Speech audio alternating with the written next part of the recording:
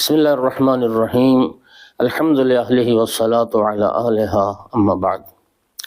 مومنین کرام، آج ایک نئے فرمان معصوم کے ساتھ آپ کی خدمت میں حاضر ہیں۔ انتہائی خوبصورت حدیث ہے، اور یہ حدیث، اس کا موضوع صرف یہ ہے کہ وہ پروردگار کتنا کریم ہے، کتنا مہربان ہے، اس اللہ کی رحمت کتنی عجیب ہے، وہ بندوں کو معاف کرنا چاہتا ہے، اس نے بخشنے کے بہانے خلق فرمائے ہیں۔ امام رضا علیہ السلام سے یہ حدیث ہے، اور وسائل الشیعہ میں یہ حدیث ہے۔ سرکار رضا علیہ السلام نے فرمایا، اس حدیث سے پہلے البتہ میں یہ عرض کروں کہ وسائل الشیعہ میں شیخ حر عاملی نے ایک باب قائم کیا ہے، اور اس کا باب کا نام ہے باب وجوب ستر الذنوب و تحریم التظاہر بہا، اور اس باب کے ذیل میں کافی ساری حدیث انہوں نے درج کی ہیں۔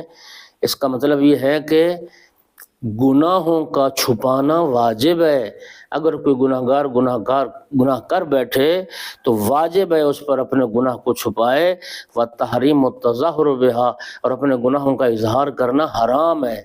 اس باب کے ذیل میں امام رضا علیہ السلام کی یہ حدیث انہوں نے لکھی، فرمایا کہ المستتر بالسیئہ مغفور اللہ، سبحان اللہ، کیا اس رب کریم کی رحمت ہے۔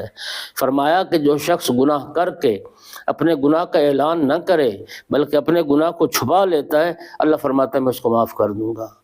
جو گناہ کر کے نادم ہو گیا کہ میرا اللہ میں گناہ کر بیٹھا ہوں، اور اپنے گناہ کو کبھی وہ لوگوں کے سامنے اظہار نہیں کرتا، بیان نہیں کرتا، اپنے گناہ کو چھپاتا ہے، وہ مغفور اللہ ہے، اللہ اس کے گناہ کو معاف کر دیتا ہے صرف گناہ چھپانے کی وجہ سے۔ المضیء بالسیئۃ مخذول، اور فرمایا مخذول اللہ، لیکن جو شخص گناہ کر کے اپنے گناہ کا اعلان کرتا ہے، اپنے گناہ کو بیان کرتا ہے، اپنے گناہ پر فخر کرتا ہے، دوستوں کی محفل میں لاابالی لوگوں کے سامنے اپنے گناہ کا وہ اعلان کرتا ہے تو اس کو شائع کرتا ہے، فرمایا وہ شخص ہے جو رسوا ہو گیا، اور دنیا اور آخرت میں ذلت اور رسوائی جس کا مقدر بن جائے گی۔ واجب ہے کہ گناہ اگر کر بیٹھے انسان تو اپنے گناہ کو ظاہر نہ کرے، اپنے گناہ کو چھپائے۔ چونکہ بعض لوگ ہوتے ہیں ایسے کہ جو اپنے گناہوں پر فخر کرتے ہیں، اور انہیں پرواہ کوئی نہیں ہوتی کہ کوئی ان کے گناہوں کو دیکھے۔ ایسے لوگ ہیں، اب سوشل میڈیا کی طرف آئیں تو لوگ اپنے گناہوں کی فلمیں بنواتے ہیں، اپنے گناہوں کے ریکارڈنگ کرواتے ہیں، اور اپنے گناہوں پر ان کے پھیلنے پر اور ان کے شیوع پر انہیں کوئی ندامت نہیں ہے۔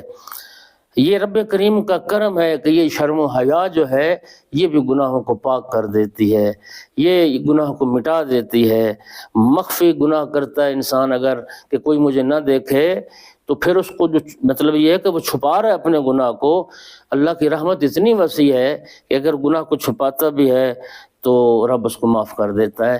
البتہ ایک بات وہ یہ ہے کہ یہ رب کریم کی رحمت ہے، لطف ہے، اس لطف سے کوئی سوء استفادہ نہ کرے کہ اگر میں گناہ اپنا بیان نہ کروں تو پھر مجھے گناہ کرنے کی اجازت مل گئی۔ اس حدیث کا یہ معنی بھی نہیں ہے۔ جو گناہ ہو گیا، جو غلطی کر بیٹھا ہے انسان، اس کی توبہ کرے اور اس کو لوگوں کے سامنے بیان نہ کرے۔ اللہ ہم سب کے گناہ معاف فرمائے۔ وآخر دعوانا ان الحمد للہ رب العالمین۔